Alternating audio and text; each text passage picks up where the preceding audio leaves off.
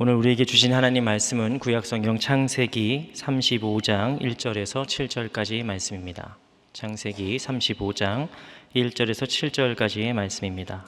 이 주님의 말씀 봉독할 때에 다 함께 살아계신 하나님의 음성을 들으실 수 있기를 바랍니다. 하나님이 야곱에게 이르시되 일어나 베델로 올라가서 거기 거주하며 내가 내 형 에서의 낯을 피하여 도망하던 때에 내게 나타났던 하나님께 거기서 제단을 쌓으라 하신지라. 야곱이 이에 자기 집안 사람과 자기와 함께한 모든 자에게 이르되 너희 중에 있는 이방 신상들을 버리고 자신을 정결하게 하고 너희들의 의복을 바꾸어 입으라.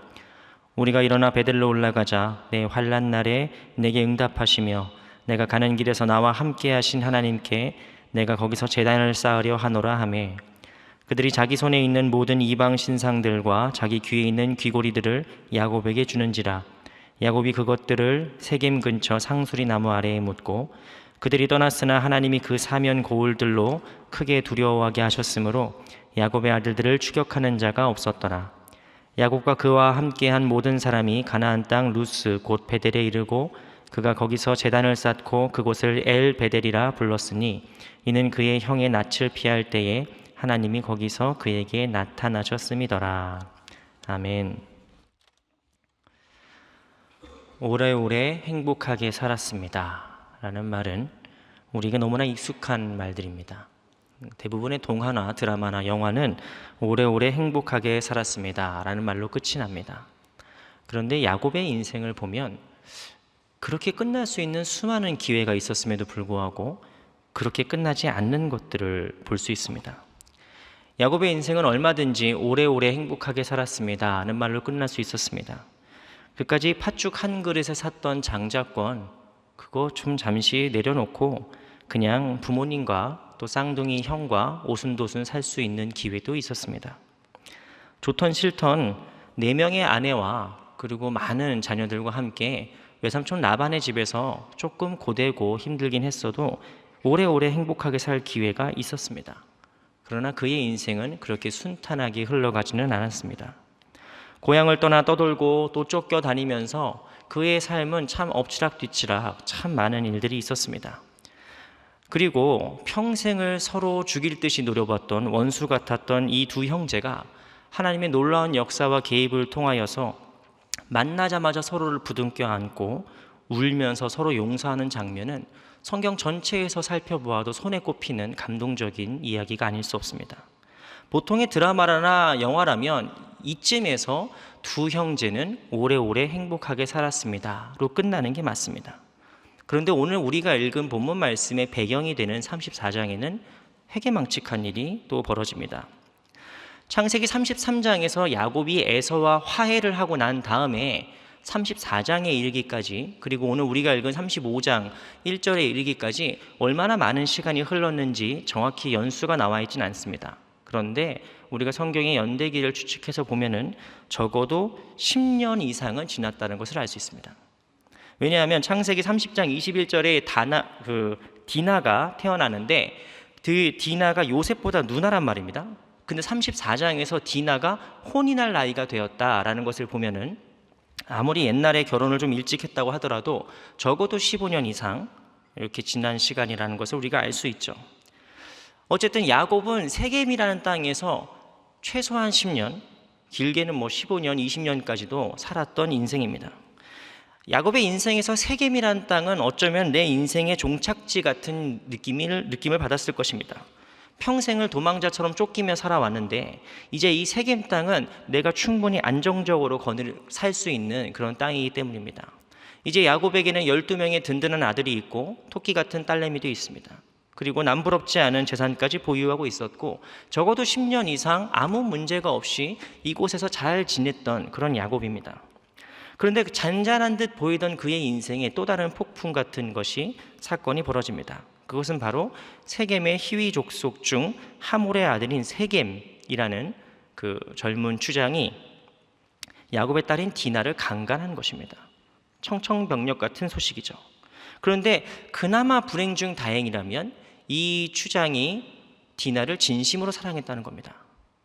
그래서 세겜은 디나와 정식으로 혼인을 하기 위해서 아버지께 부탁을 하고 아버지와 이 아들이 야곱을 찾아와서 얼마든지 다 해줄 테니 너희들이 원하는 거 모든 거 이곳에서 해줄 테니 나와 당신의 딸을 결혼하게 해달라고 부탁을 합니다. 물론 야곱도 큰 충격을 받았습니다. 사랑하는 외동딸이 이렇게 강간을 당하고 어떤 부모가 거기에서 정신을 온전할 수 있겠습니까?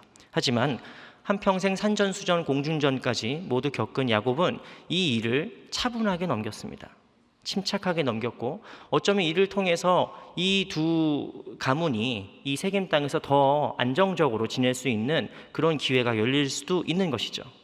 그런데 야곱의 아들들은 그렇지 않았습니다.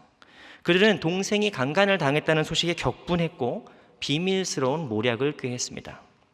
그것은 바로 세겜의 모든 남자들이 할례를 받아야 된다라고 제안을 한 겁니다.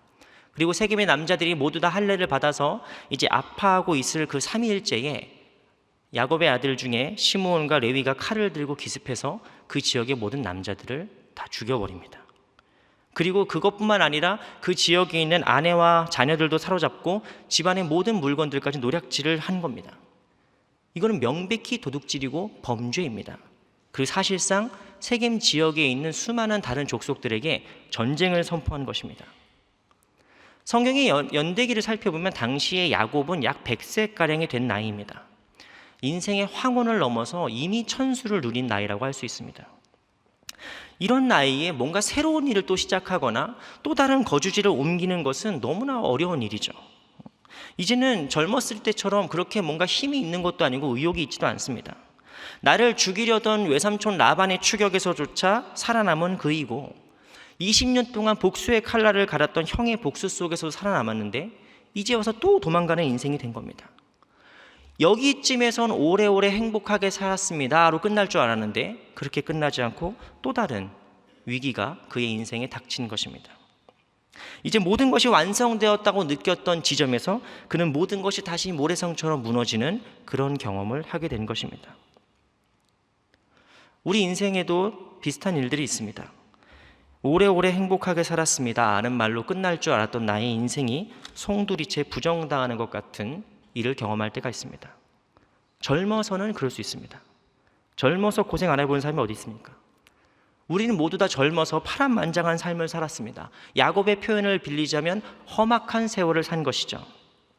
그래도 이제 세겜에 거주하게 된 야곱처럼 이쯤 되면 이제 모든 것이 안정적이다라고 믿을 때가 있습니다.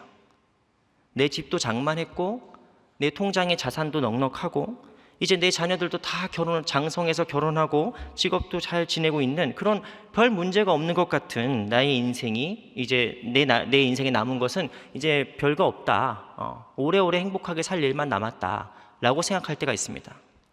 그런데 이상한 건 남의 인생은 그렇게 흘러가요. 남의 인생은 그렇게 흘러가는 것 같은데 내 인생은 그렇지 않더라는 겁니다. 그런데 사실 더 자세히 들여다보면 우리 모두의 인생이 그렇습니다. 오래오래 행복한 것이 아니라 설상가상이고 첩첩산중이죠. 문제들이 계속됩니다. 얼마 전에 우리 고3 수험생들이 수능시험을 봤습니다. 얼마나 지금쯤 속이 후련하고 다 시원할까요? 이제는 고생 끝 행복이다, 내 세상이 왔다 라고 노래를 부르고 있지는 않을까 싶습니다. 하지만 어른인 우린 다 알고 있죠. 이제 시작이란다. 지금부터 어떤 의미에서 고생의 시작입니다. 우리는 이쯤이면 안정적일 거다, 이쯤이면 괜찮을 거다라고 믿는 그런 세겜 같은 공간이 우리에게 무너지는 경험들을 합니다. 멀쩡히 건강하게 잘 살다가 갑자기 아파서 병원을 갔더니 큰 병에 걸렸다는 소식을 들을 때가 있습니다. 지금까지 안정적이었던 직장과 사업이 갑자기 흔들리기 시작할 때가 있습니다. 이제 다 커서 걱정이 없을 줄 알았던 자녀들에게 문제가 생길 때가 있습니다. 우리는 모두 다 우리에게 안정적이라고 믿었던 세겜이 흔들리는 경험을 합니다. 그때에 오늘 우리가 읽은 본문 말씀은 바로 이러한 배경 위에서 하나님께서 야곱에게 말씀하시는 겁니다. 1절 말씀은 이렇게 기록되어 있습니다. 하나님이 야곱에게 이르시되 일어나 베델로 올라가서 거기 거주하며 내가 내 형 에서의 낯을 피하여 도망가던 때에 내게 나타났던 하나님께 거기서 제단을 쌓으라 하신지라. 하나님의 말씀은 전혀 도움이 되지 않는 것처럼 들립니다. 베델로 가라는 거예요. 한가한 소리처럼 들리죠. 갑자기 이사를 가라는 겁니다. 지금 도망을 가야 될지 전쟁을 해야 될지 알 수 없는 상황에서 베델로 가라라고 한가한 소리를 하고 있는 겁니다. 베델이 어떤 곳입니까? 바로 야곱이 형 에서를 피해서 도망가던 때에 기진맥진에서 쓰러져 잠든 곳입니다. 광야의 한복판이죠. 그곳에서 야곱은 하늘로 이어지는 사다리를 보게 되고 그곳이 바로 하나님의 집 벳엘이다 라는 것을 발견하게 됩니다. 그곳이에요, 그냥. 그런데 거기 가면 무슨 해결책이 있습니까? 베델에 가면 무슨 새로운 뾰족한 수가 있을까요? 그렇지 않습니다. 하나님은 지금 단순히 이사를 가라는 말씀이 아닙니다. 세겜은 터가 안 좋으니까 베델로 이사를 가라 라고 말씀하시는 것이 아닙니다. 그렇다면 세겜이 무너진 세겜에서 베델로 가라고 하는 하나님의 말씀의 의미가 무엇일까? 우리가 오늘 세 가지로 정리해서 함께 이야기 나누고자 합니다. 첫 번째는 베델로 올라가라는 말씀의 의미는 먼저 내가 하나님을 처음으로 만났던 때로 돌아가라는 겁니다. 내가 하나님을 인격적으로 만났던 순간으로 돌아가라는 것입니다. 베델 이전의 야곱은 하나님과 교감한 내용이 없어요. 베델 이전의 야곱도 하나님 믿었겠죠. 그런데 할아버지인 아브라함의 하나님이고 아버지인 이삭의 하나님입니다. 베델 이전의 야곱은 하나님을 인격적으로 만난 적이 없습니다. 그런데 베델에서 야곱은 드디어 나의 주, 나의 하나님을 고백하게 되는 겁니다. 그러니까 베델은 어떤 곳입니까? 야곱이 하나님을 인격적으로 만난 순간입니다. 여러분의 인생의 베델은 어디입니까?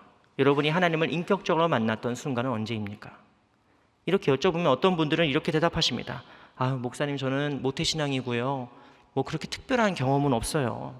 저는 무슨 그런 신비로운 체험은 한 적이 없습니다. 라고 말씀하실 수 있습니다. 근데 오해하시면 안 됩니다. 베델은 우리가 꼭 무슨 열린 천국을 보거나 신령한 은사를 받거나 죽다 살아나거나 하는 극단적인 체험이나 신비로운 경험만을 의미하는 것이 아닙니다. 사실 야곱이 베델에서 경험한 게 뭡니까? 꿈꾼 겁니다. 그냥 꿈꾼 거예요. 야곱은 베델에서 지쳐 쓰러져 잠이 들었는데 거기서 꿈을 꿨고 하나님의 사닥다리를 본 겁니다. 아마 우리 중에 대부분의 사람들은 그냥 개꿈이네 하고 넘어갈 수 있는 일이에요. 오늘 꿈자리가 좀 뒤숭숭한데 하고 넘어갈 수 있는 일입니다. 그런데 야곱은 그 꿈을 붙잡는 것이죠. 그 꿈이 바로 하나님을 만난 자리예요. 이 말씀은 신약에도 이어집니다. 여러분, 사도 바울이 하나님께 헌신된 인생이 바뀐 경험은 물론 다메섹 도상에서 주님을 만났을 때입니다. 사울아 사울아 어찌하여 네가 나를 핍박하느냐 라고 하는 남들은 잘 경험하지 못하는 놀라운 경험을 했어요. 그래서 사도 바울이 예수님의 사람이 됩니다. 그런데 정작 사도 바울의 삶을 바꾼 것, 정작 사도 바울의 사역의 방향을 바꾼 건 무엇입니까? 그가 꿈에서 마게도냐 사람 한 사람이 나와서 이리 와서 우리를 도우라 라고 하는 꿈을 꾼 거예요. 그 꿈을 꾸고 사도 바울이 원래 소아시아 일대의 전도 여행을 하려고 했던 계획을 전면적으로 수정합니다. 그래서 유럽으로 가는 거예요. 아무도 가보지 않은 길을 가는 겁니다. 누군가는 그냥 꿈일 뿐이다 하고 넘길 수 있는 일들인데 야곱과 바울 그리고 수많은 믿음의 사람들은 그 한순간조차 하나님을 만난 경험으로 삼아요. 베델이 어디입니까? 꼭 강렬한 체험이나 신비로운 경험만을 한 곳이 아닙니다. 베델은 우리가 하나님을 만난 곳이에요. 우리가 하나님의 말씀을 들은 곳입니다. 우리가 하나님 말씀을 듣고 주 예수를 그리스도로 영접한 곳이 바로 베델입니다. 그런 의미에서 우리 모두에게 베델은 어디이냐? 바로 우리가 있는 이 소망교회입니다. 여러분, 잠시 위를 잠깐 쳐다보시면은 하얀색 형광등이 쭉 서 있는 거 보실 수 있습니다. 여러분, 저게 무엇을 뜻하는 건지 아시죠? 저게 무엇을 뜻합니까? 뒤에 계신 분들은 안 보여요. 그래서 여러분, 예배 시간에 여기가 좀 많이 비어 있습니다. 이 가운데 자리가 많이 비어 있는 앞자리를 좀 오셔야 돼요. 뒤에 너무 많이 계세요 지금. 여러분, 우리가 이 소망교회 예배당 본당에 저렇게 하얀색으로 사다리를 만들어 놓은 이유가 뭡니까? 여기가 베델이라는 거예요. 2층에서 예배를 드리면은 이 하얀색 사다리가 쭉 이어져서 십자가로 이어지는 게 보입니다. 이 강단으로 이어져요. 그것이 뭡니까? 이 사다리가 닿는 곳이 바로 하나님이 계신 곳이고 하나님이 우리에게 말씀하시는 것이다는 것입니다. 우리에게 베델은 멀리 있지 않습니다. 우리에게 베델은 멀리 있는 것도 아니고 특별하거나 특이한 곳이 아닙니다. 바로 이곳이 하나님의 전이고 이곳이 하나님의 말씀이 우리에게 들리는 곳입니다. 우리 소망교회는 지난 46년 동안 수많은 성도들의 베델이었습니다. 믿음의 고향이었습니다. 이곳에서 드리는 예배와 기도와 찬양이 우리에게 체험이 되고 또한 우리의 영혼에 깊숙한 고향처럼 남아있는 것이죠. 그래서 우리의 인생에 고난과 어려움이 닥칠 때, 세겜이 무너진 것 같은 일을 경험할 때 우리가 가장 먼저 찾아야 될 곳이 어디입니까? 바로 이 예배당이죠.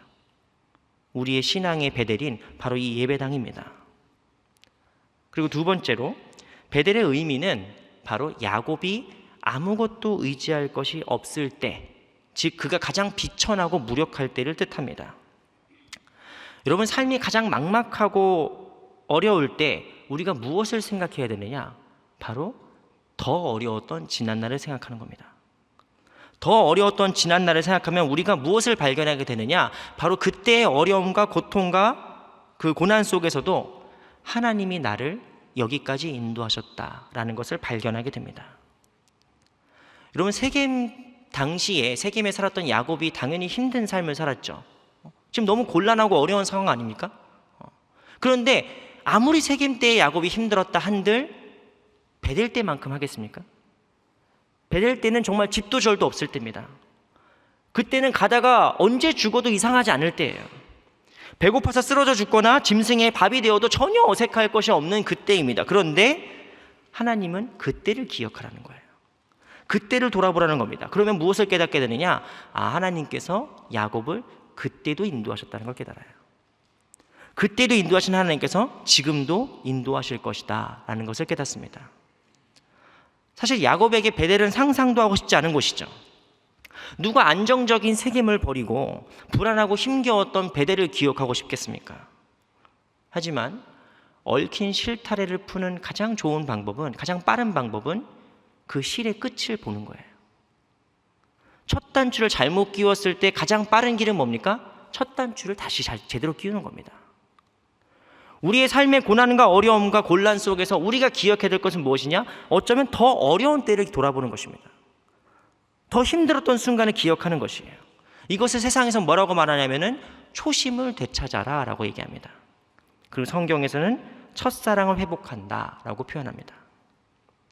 여러분, 부부가 좀 소원해진 부부가 있다고 합시다. 이 부부가 첫사랑을 회복하기 위해서 해야 될 일이 무엇일까요? 어떻게 하면 이 부부가 다시 관계를 회복할 수 있을까요?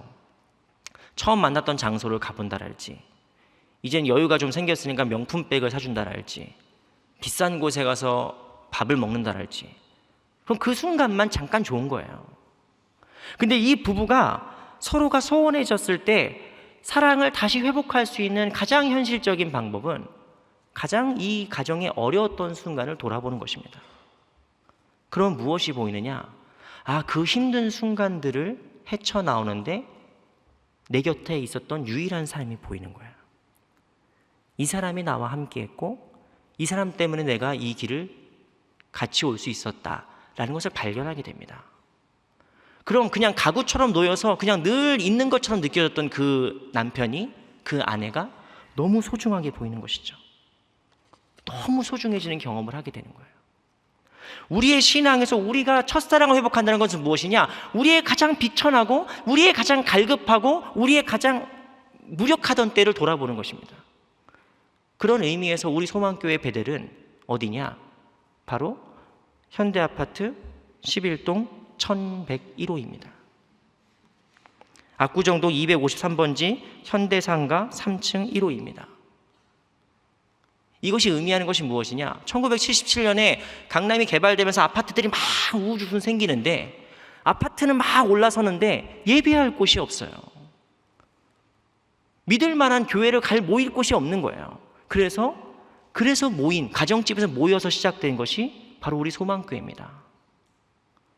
우리 소망교회는 그래서 창립 공신이 없고 모든 사람들이 예배가 갈급하고 기도가 갈급하고 말씀을 사모하는 마음으로 모인 거예요.